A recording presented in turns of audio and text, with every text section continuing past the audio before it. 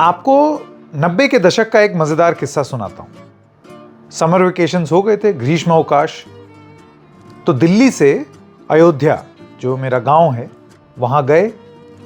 एक ट्रेन थी जिसको हमने पकड़ा उस समय। पहले उसका नाम था सरजू जमुना एक्सप्रेस, बाद में नाम बदल के हो गया फरक्का एक्सप्रेस। फरक्का एक्सप्रेस कुछ घंटे लेट थी। हम 8 बजे पहुंचे, हमको बताया गया सुबह 3 बजे आना। इतनी लेट है।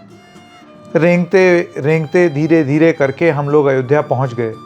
उसके बाद फिर उसके अगले दिन अयोध्या बाजार में कुछ काम था, तो अपने गांव के घर से निकले और फाटक बंद था। और सामने हम देख रहे थे एक फरक्का एक्सप्रेस की ट्रेन अयोध्या क्रॉस कर रही थी। तो ड्राइवर जो हमारे साथ था उसने बोला, आज तो कमाल हो गया, बिल्कुल सही टाइम पर फरक्का एक्सप्रेस अयोध्या स्टेशन छोड़ करके जा रही है। ये तो गजब ही हो गया, ये तो हमेशा लेट रहती है 4, 5, 6, 7 घंटा। बाद में ये पता चला वो पिछले दिन की फरक्का एक्सप्रेस थी जो अयोध्या जंक्शन अब पहुंची थी और नए दिन के हिसाब से राइट टाइम हो गई थी, यानी कि 24 घंटा लेट। भारतीय रेल में ये होना कोई अनहोनी कथा नहीं है। हम सब इस चीज को झेल चुके हैं। ट्रेन 16 घंटा लेट, 2-2 दिन लेट, मतलब ऐसी भी स्थितियां हुई हैं। लेकिन क्या हो अगर मैं आपको यह बताऊं कि एक अजब का कुदरत का करिश्मा, गजब का करिश्मा हुआ है कि भारतीय रेल पंक्चुअलिटी में बेहतर होती चली जा रही है और भारत का सिविल एविएशन सेक्टर, यानी कि हवाई जहाज से यात्रा करना, उसमें डिलेज भारतीय रेल से भी ज्यादा हो गए हैं। भगवान ने, सोचिए, यह दिन भी हम लोगों को दिखा दिया। ऐसी फिसड्डी सिविल एविएशन सेक्टर इस देश में चल रहा है कि ट्रेनें टाइम पर हैं और प्लेन लेट हो रहे हैं। यह पूरा मामला क्या है, आइए आपको बताते हैं। नमस्कार, मेरा नाम है संकेत उपाध्याय और आप देख रहे हैं इशारों में। तो सबसे पहले आपको कुछ दस्तावेज दिखाना चाहता हूं। ये भारत सरकार के दस्तावेज हैं। कहीं आप ये सोचें कि इधर उधर की बात घुमा करके हम लोग बता रहे हों, तो नहीं। दरअसल एक सवाल पूछा गया और ये था, संसद में एक सवाल पूछा गया। जैसे कि आप देख सकते हैं, राज्यसभा में minister of railways, information and broadcasting and electronics Ashwini Vaishnaw, उनसे एक सवाल ये पूछा गया, punctuality of trains versus punctuality of flights. वो क्या कहते हैं ये देखिए। वो कहते हैं, भारतीय रेल ने ये मुमकिन किया है कि समय पर ट्रेन चलें। कई फैक्टर्स हैं that affect punctual running of trains which include foggy weather, path constraints, asset maintenance, alarm chain pulling, agitation, cattle run over, other unforeseen circumstances. उन्होंने वजहें गिनाई कि किस तरीके से ट्रेन लेट हो सकती है और उसमें ये सारी वजहें हैं। आप जानते हैं, इसमें कोई नई बात तो है नहीं। Based on assessments of factors affecting the punctual running of trains, remedial measures, both short term, long term, उनका कहने का मतलब ये है कि इन सब तमाम विघ्न बाधाओं से, जो छोटे टर्म में हो, लॉन्ग टर्म में हो, इन सब चीज़ों से निपटते हुए अब मैं ये सूचित करना चाहता हूँ, due to the above measures, the overall punctuality of trains during 2025-26, यानी कि साल 2025-26 में अब तक जो साल ये चल रहा है, उसमें ट्रेन की पंक्चुअलिटी 80% हो गई है। यानी कि 80% ट्रेन टाइम पर चल रही है। सोचिए, कहां फरक्का एक्सप्रेस एक एक दिन लेट होती थी, 80% पंक्चुअलिटी हो गई है, with 27 divisions having punctuality more than 90%। यानी कि 27 ऐसे डिवीजन है। आप जानते हैं रेलवे जो है वो अलग अलग जोन में और अलग अलग डिवीजन में बटा रहता है। तो जोन तो ऐसे हो गया जैसे northern railway, southern railway, central railway, north west railway, तो ये तो जोन हो गए। इसके अलावा डिविजन्स होते हैं इन जोन्स के अंदर, जिसके डीआरएम होते हैं।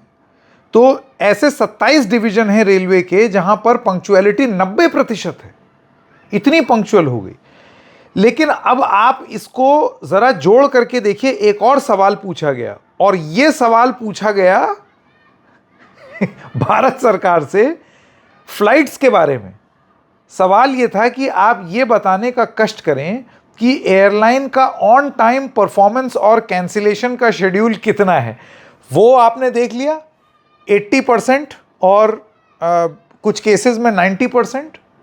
और अब जो सवाल पूछा गया राज्यसभा में, सरकार ने एडमिट किया कि 10 फ्लाइट में से 4 फ्लाइट्स स्पाइस जेट और अलायंस एयर की वो परपेचुअली डिलेड रहती हैं। यानी कि स्पाइस जेट की अगर 10 फ्लाइटें हैं उसमें से 4 हमेशा लेट रहेंगी, और अगर अलायंस एयर यानी कि एयर इंडिया वाला, उसकी भी अगर 10 फ्लाइटें उसमें से 4 हमेशा डिलेड रहेंगी। मैं आपको स्क्रीन पर ये दिखाना चाहता हूं, ये जानकारी है, इसको आप जरा देखें अपने स्क्रीन पर। Airline wise on time performance and cancellation data, जिसमें आप देख सकते हैं कि एयर इंडिया ग्रुप, उसकी फ्लाइट 76.1% ऑन टाइम रहती है। रेलवे कहां पहुंच गया है? 80%, 90% 27 डिवीजन में। एयर इंडिया 76.1% पर है। आकाशा एयर भी भारतीय रेल से पीछे है, 79.5% पर है। अलायंस एयर जो कि एयर इंडिया वालों का है, वो सबसे फिसड्डी है। मतलब आज की डेट में फरक्का एक्सप्रेस ले लो, अलायंस एयर ना लो, 58.1%। इसका मतलब ये हुआ कि लगभग आधी फ्लाइट अलायंस एयर की उड़ी नहीं रही है।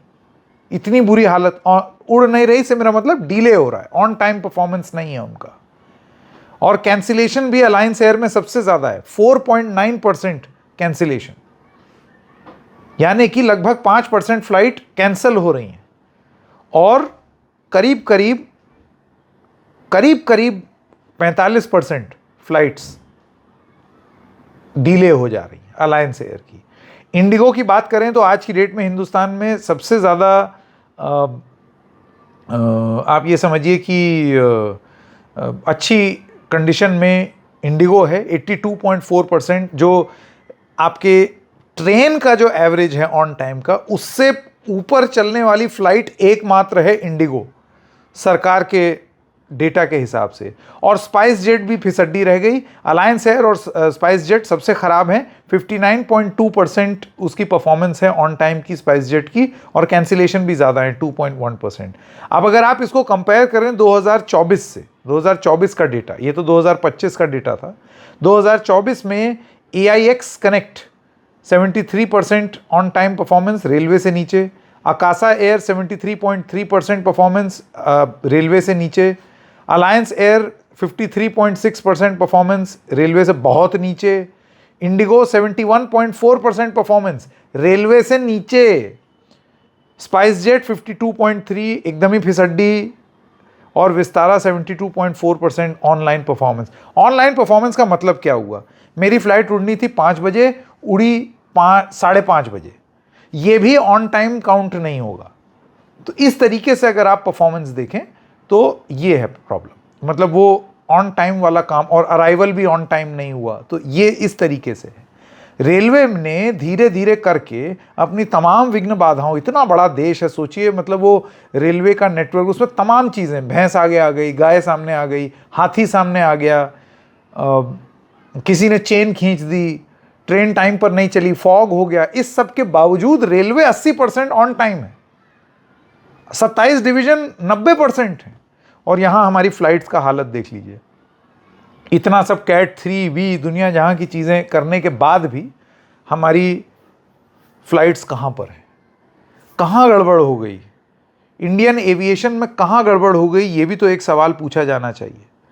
आपको ये बता दूं कि इस सरकार ने अपने आप की तारीफ करते नहीं थकी कि उड़ान स्कीम में हमने इतने नए एयरपोर्ट बना दिए हैं, जिसकी बाय गॉड बात ही क्या है।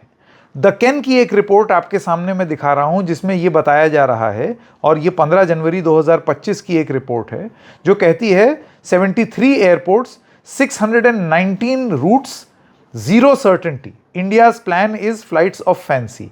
इनका यह कहना है कि कंट्रोलर एंड ऑडिटर जनरल की मार्च 2023 की रिपोर्ट है, जिसमें यह बताया गया है कि कई ऐसे टियर 2, टियर 3 और टियर 4 शहरों में जो उड़ान के नाम पर जो फ्लाइट्स उड़ी, उनकी हालत ज़रा खस्ता है।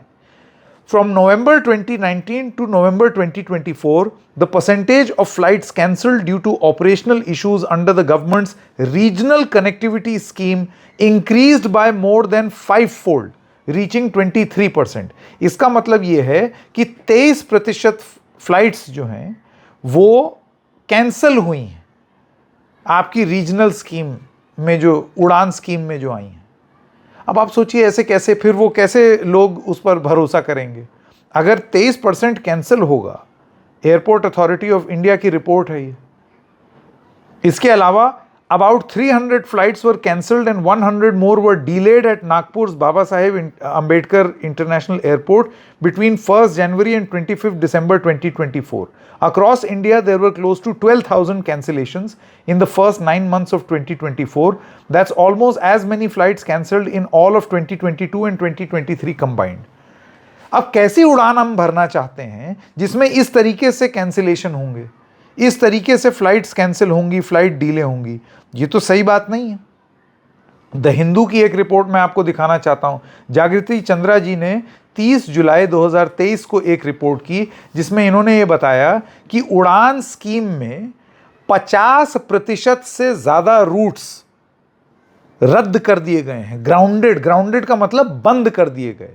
तो जब हम बहुत खुशी मनाते हैं इस बात का कि रीजनल स्कीम और इतने एयरपोर्ट हमारे आ गए, आपने प्रधानमंत्री के मुंह से भी और सिविल एविएशन मंत्री के मुंह से भी तमाम बार ये बातें सुनी होंगी, और उसके बाद फिर आप उड़ा ही नहीं पा रहे हैं।